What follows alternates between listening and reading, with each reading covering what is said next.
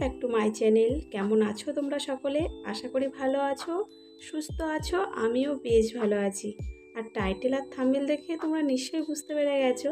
হ্যাঁ, অনেক দিন পরে আজকে এসেছি রিসেপশন পার্টিতে। আমাদের বাড়ির পাশেই, মানে দুটো বাড়ি পরেই এই বিয়েবাড়ি ছিল। তো আজকে হচ্ছে তার রিসেপশন। তো দেখো চলে এসেছি, অনেক দিন পরে এরকম রিসেপশন পার্টিতে এলাম।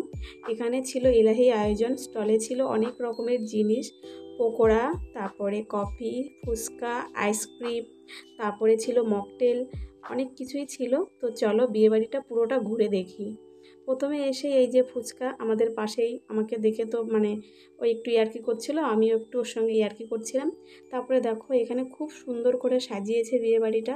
যেহেতু অল্প জায়গা, কিন্তু অল্প জায়গার মধ্যেও খুব সুন্দর করে সাজিয়েছে। তো চলো সামনের দিকে এগিয়ে যাই। বিয়েবাড়িতে আমি যখন এসেছি তখন মোটামুটি একদম জমজমাটি ভিড় ছিল। তো তার মধ্যেই দেখো আমি হেঁটে যাচ্ছি। আমাকে তোমরা কি খুঁজে পাচ্ছ? এই দেখো আমি সামনে দাঁড়িয়ে আছি। তো চলো সামনের দিকে এগিয়ে যাই। তো ভিড় ঠেলে ঠেলে দেখো আমি সামনের দিকে এগিয়ে যাচ্ছি।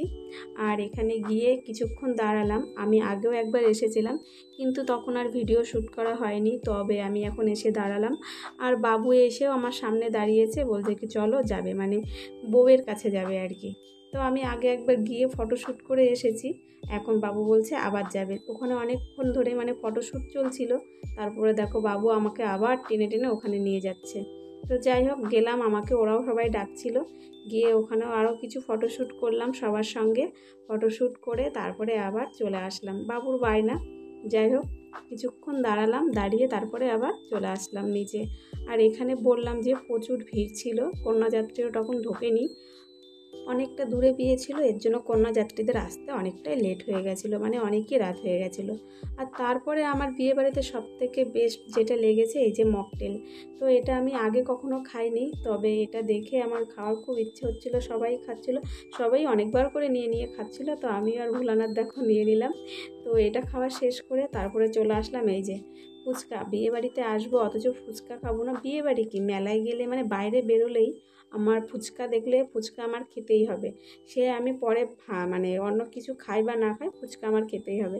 তো যাই হোক অল্প করে কটা ফুচকাও খেয়ে নিলাম। ফুচকা খাওয়ার পরে তারপরে কিছুক্ষণ বসলাম, ঘোরাফেরা করছিলাম আর কি। তারপরে কিছুক্ষণ বসে আবার একটু আইসক্রিম খেয়ে নিলাম।